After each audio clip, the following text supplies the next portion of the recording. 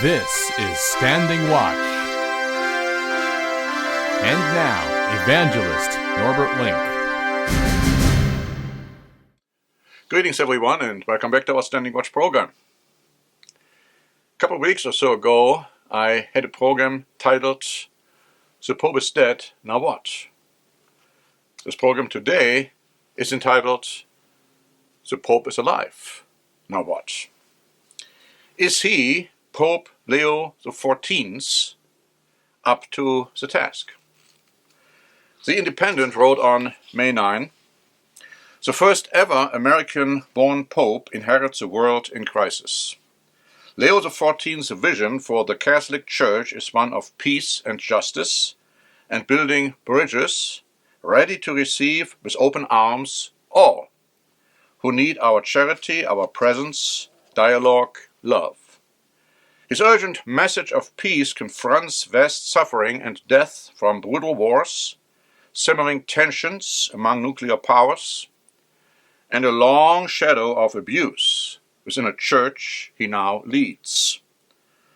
The papal conclave selected Leo XIV despite allegations that he had mishandled sexual abuse cases involving priests in both Peru and the United States. Survivors of abuse are now demanding accountability from the new pope. Leo XIV, the Latin Yankee, as he is known in Rome, follows the Jesuit legacy of Francis in South America. And because of that, some have suggested that he may be a second Francis. Even his own brother has said that, but the question is he? This may be true, this may not be true. First, let me read to you from an article by the New York Post dated May 8. Newly elected Pope Leo XIV spent years amplifying criticism of President Trump's policies on social media, with the Catholic Church's first American leader taking particular aim at the Republicans' hardline immigration stance. His final X post before being elected was a retweet of a message from Philadelphia-based Catholic commentator Rocco Palmo, who on April 14 slammed Trump's partnership with El Salvador's President Bukele on deportation of illegal migrants. And so the question, of course, has been raised, why did the Pope adopt the name Leo? And I'd like to go through some of these Leos in the past. Of course, since he is called now Leo XIV, obviously there had to be 13 prior Leos. CNN wrote on May 8, the first Pope Leo, who served in the 5th century, is known as Leo the Great, and is remembered in legend of persuading Attila the Hun to halt his invasion and spare the Roman Empire from destruction. The name Leo derives from the Latin for lion, suggesting strength and courage. It has been suggested also that his name could represent a pope who wants to be strong during times of crises, with a profound respect for tradition and history. CBS News wrote on May 9, Leo I wrote Leo's Tome, a document that influenced the official doctrine, defining Jesus Christ as both fully human and fully divine, a completely false teaching. I want to say that in passing, Christ was by no means fully human and fully divine. When he was here on earth, he was fully human. And of course, he had God's Holy Spirit without measure, but he was fully human. And that's why he was able to die. That's why he could be tempted with sin. So the concept that he was fully divine and fully human when he was here on earth is completely, totally false. But I want to go on with an article by National Geographic, dated May 9. Elected in AD 795, Pope Leo III was a pope who crowned Charlemagne as the first Holy Roman Emperor. Many historians credit Charlemagne with spreading Christianity across these formerly pagan regions. And it says the ruler became defender of the Christian faith, and under him the continent flourished. Pope Leo III's decision to name the emperor as leader of the church reaffirmed the relationship between the papacy and the Frankish rulers, who would protect the Catholic Church against threats. Now, Charlemagne killed people, slaughtered them, massacred them, who didn't want to convert to Catholicism, to Catholic Church. Either you get baptized or you die. So that is Charlemagne. That's how he brought stability, quote-unquote, to the empire. The article goes on to say that things came to a head after Constantinople closed all its Latin churches. In response, Pope Leo IX sent a delegation led by Hubert of Silva Candida to Constantinople, ostensibly to settle the disagreement with Patriarch Michael Kyrolarius. Instead, Hubert placed excommunication bull for the Patriarch in the city. Pope Leo III had died by the time of the excommunication, but it was nonetheless a move that he had initiated. As a result, the Roman Catholic Church based in Rome and the Eastern Orthodox Church centered in Constantinople became two separate entities after this great schism. And let me just also say that according to the Bible, when it comes to the history of the revivals of the Roman Empire, it would always look at Rome as the center, not Constantinople, before and after the schism. The article goes on to say that another Pope Leo X, also faced a divisive moment within Christendom.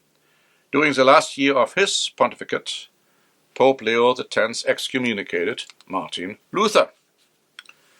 And so CBS News then added on May 9, the last pope to use the name Leo, Pope Leo XIII, who was the head of the Catholic Church between 1878 and 1903, is perhaps most famous for writing the Rerum Novarum, which translates to on new things, but the Latin meaning is also on revolutionary changes. And that's interesting now because according to Breitbart, dated May 10, the new pope said, I chose to take the name Leo XIV. There are different reasons for this, remember this now, but mainly because Pope Leo XIII in Rerum Novarum addressed the social question in the context of the first great industrial revolution.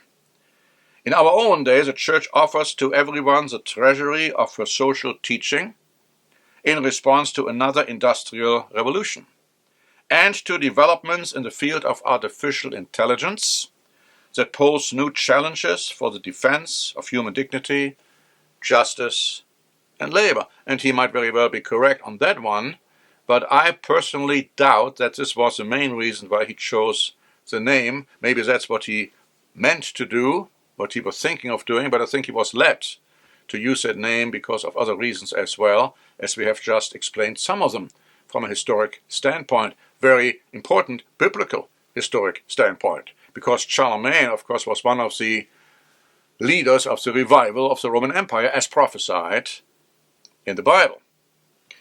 But there is another interesting aspect to the new pope. The Federalist wrote on May 9 the following very interesting thoughts. This author said, I am setting aside the obvious fact that Pope Leo is far more conservative on issues like abortion and gay marriage than most mega influencers. Pope Leo appears to be far more traditional and orthodox than his predecessor, of course, Francis. In particular, he seems to have a special devotion to the traditional Latin Mass, as Benedict had, the former Cardinal Ratzinger. This matters a great deal more than whether he has policy disagreements with Trump over things like immigration or gun control. Pope Francis was infamously hostile toward the Latin Mass, despite its growing popularity around the world, especially among young people, converts, and Catholics committed to conforming their lives to the Orthodox Catholic faith. In contrast, there are ample signs that Pope Leo will reverse course on the Latin Mass, lift restrictions on its celebration. Now, this is a big deal amongst those in the Catholic Church who are looked upon as being conservative. They want that Latin Mass back. The article says a restoration of the Latin Mass under Pope Leo would mean a return to doctrinal clarity and confidence, and a renewed papal resistance to the modernizing factions within the Catholic Church, who for many years have been pushing for the ordination of women and communion for divorced and remarried Catholics. Above all, the restoration of the Latin Mass will all but guarantee that this Pope will not push doctrinal boundaries the way Pope Francis did, and will return the Holy See to its traditional role of defending the Catholic faith and evangelizing the world. In recent days, multiple Catholic commentators have reported that Pope Leo, when he was Cardinal Prevost, privately celebrated the Latin Mass for years, including at the Vatican in recent years, where he had a special indult from Pope Francis to do so. The blessing Pope Leo gave the crowd from St. Peter's Basilica was in Latin, using a formula that has not been used since Pope Pius XII in 1939. On Friday, Pope Leo celebrated the first Mass in Latin. And here, notice this interesting comment.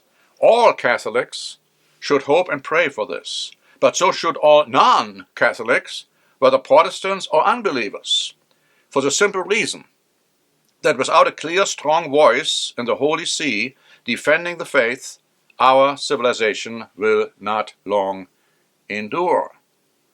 Now, what we are seeing from biblical prophecy is that the mother church will be joined again by the daughter churches, and it will become a very powerful power block, if you please, and civilization will endure in the way this author puts it, but it will be a civilization which will be a grave danger to mankind.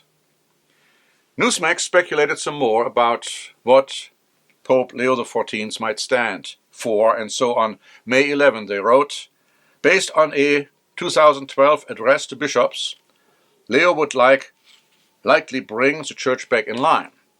In that speech, Cardinal Robert Prevost accused the media of fostering sympathy for beliefs and practices that are at odds with the gospel. He cited the homosexual lifestyle and alternative families comprised of same-sex partners and their adopted children.